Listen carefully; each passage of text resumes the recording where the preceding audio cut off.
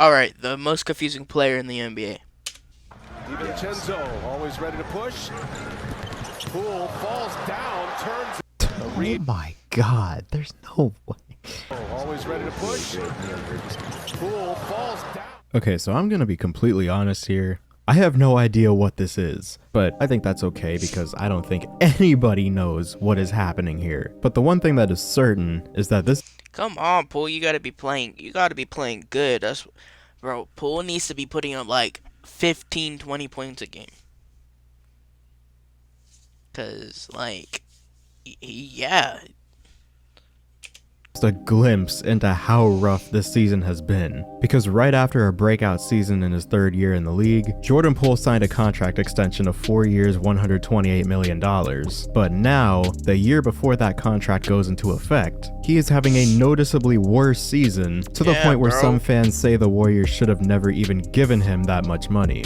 So how did this happen? How do we get to a point where this contract extension, as a no-brainer to some fans, is now one that is being questioned not even a year later? Well, it starts with what happened last season. Because after his second year in the league, Jordan Poole was still trying to find his place on a Warriors team that was struggling to find their footing after so many injuries. And after a year in which he spent a considerable amount of time in the G League, he made it a point to work throughout the offseason to be able to provide the team with a consistent second scoring option while Klay Thompson recovered from injury. And coming into preseason, it was already clear that that's what he was going to be, and we would see it come to fruition throughout the season. But the real jump would happen toward the end of the season, where Stephen Curry would go down with a leg injury, and Poole would be he was playing great.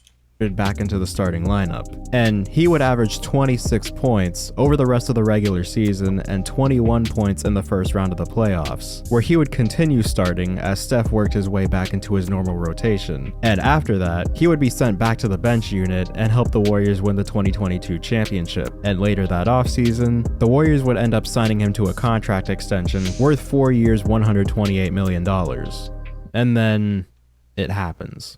Now, I'm not going to spend too much time talking about this, but just from watching the games, it definitely seems as though this incident might still be in their minds when they're on the court together, which we will talk about later. But from this point on, nothing seemed to be the same. Of course, they've had their moments of looking like the championship contending team from last season, but on most— Bro, I can't wait till Wiggins comes back, and then, GP2? Gary Payne? GP3, I don't know, Gary Payne, second thing, right? I can't wait for him to come back, bro. We're gonna be so explosive.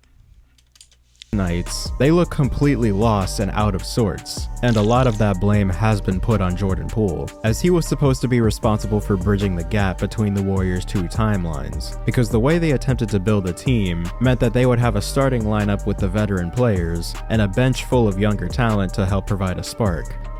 Hasn't worked out so far, to say the least. And a lot of their struggles so far this season have been attributed to three main things: bad defense, bad decision making, and offensive production outside of the starting lineup, all three of which Jordan can be directly responsible for. Let's start with the defense, because although he's not expected to be a great defender, some of these plays have been laughable, between just falling asleep on cuts, being slow to contest a shot, or just looking like he's given up. But there are also statistics to back this up, because he's been involved in 15 different lineups that have played 50 or more possessions together, and the only one you can really say is great is a 5-man lineup of Jordan Poole, Dante DiVincenzo, Klay Thompson, Jonathan Kuminga, and Draymond Green. A lineup with him surrounded— Yeah, that one's pretty good. I like Dante DiVincenzo. He's been playing good. By probably the 4 best defenders on the team, so it makes sense why that lineup is so great on defense. But it's not because of him. But in the same way that I can't necessarily give him credit for that lineup, I won't put the entire defensive struggle on him, because there are 4 other players on the floor contributing to that. But the 2 other factors, the bad decision making and the offensive production, he definitely carries a lot more blame for both of those. We'll start with the decision making, which is actually a multi-part issue on its own, to his turnovers and his shot selection. When it comes to the turnovers, he's been noticeably worse this season. He currently has the 3rd most turnovers in the entire league this year, compared to 24th last year. And a lot of these turnovers are ones that should have never even happened, because they seem as though they could have been prevented had he just slowed down a little bit on the play. What was that? Because they seem as though they could have been prevented had he just slowed down a little bit on the play. Who is bro passing to? They're unforced, the worst kind of turnover. To put it into perspective, out of his 219 total turnovers this year, 85 of those are from traveling, carrying, or just losing the ball. But in addition to that, he's also had questionable shot selection on a lot of occasions throughout the year. And it's frustrating, because he's currently shooting over 70% between 0 and 3 feet, and he's been very effective going downhill more often than not. But there are times where he just insists on shooting tough step back threes, despite him not being the shooter that he was last season. One of these shots being so bad that Stephen Curry would end up getting so frustrated. Oh my god, yeah, he got so mad he threw his freaking mouthpiece. That he actually got himself ejected in the process after throwing his mouthpiece into the stands. But this isn't the only time that this decision making has pissed off other players on the team. All 3 members of the Warriors' Big 3 have their own moment with Jordan Poole this season. Steph Curry has the play that I just talked about. Klay Thompson has this play in the clutch at the end of a game where he loses his balance for no clear reason and turns the ball over. Lost ball turnover, by the way. And Draymond Green has this play against the Detroit Pistons, by the way. They lost to the Detroit Pistons, by the way. Are 16 wins and 56 losses. How do you lose to the Pistons? Jordan refuses to pass him the ball in the post, and he responds by just not playing anymore.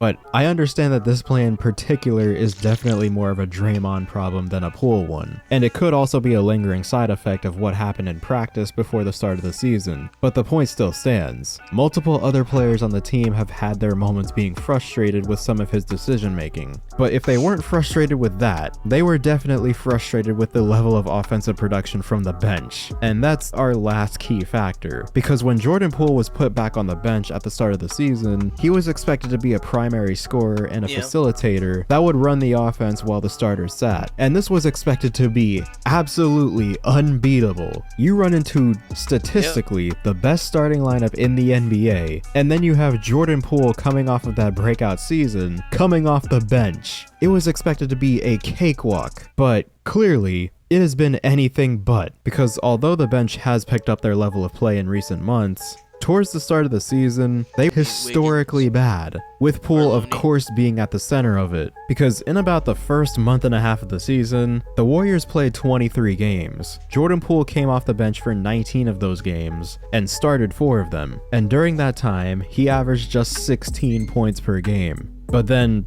things changed, because after multiple injuries to key starters, he was put back into the starting lineup over the next month, and during that time, he averaged 26 points per game. And this has been a conversation throughout the year, is his level of play as a starter versus as a bench player, because these 2 versions of Jordan Poole have been make him a starter then. Drastically different, despite the 2 of them playing a similar amount of minutes. And there's really no definitive reason why, but that is kind of a positive thing, because it shows that the player the Warriors expected when they signed him to that extension is still there. It's just that he only shows himself in specific circumstances. And that's a problem that he also had last season, but his upside was enough to mask how inconsistent he was at times. This season, he doesn't get that same luxury, and that's where the issue is, because now they need him to be that player more than ever, and he's simply not living up to the expectations that people have for him on most nights. And like I said before, there are still those games where he shows us the player that he can be, but there are also moments where he still looks like that player that just came back up from the G League. If the Warriors are going to turn the season around, which who knows if they even can do that at this point.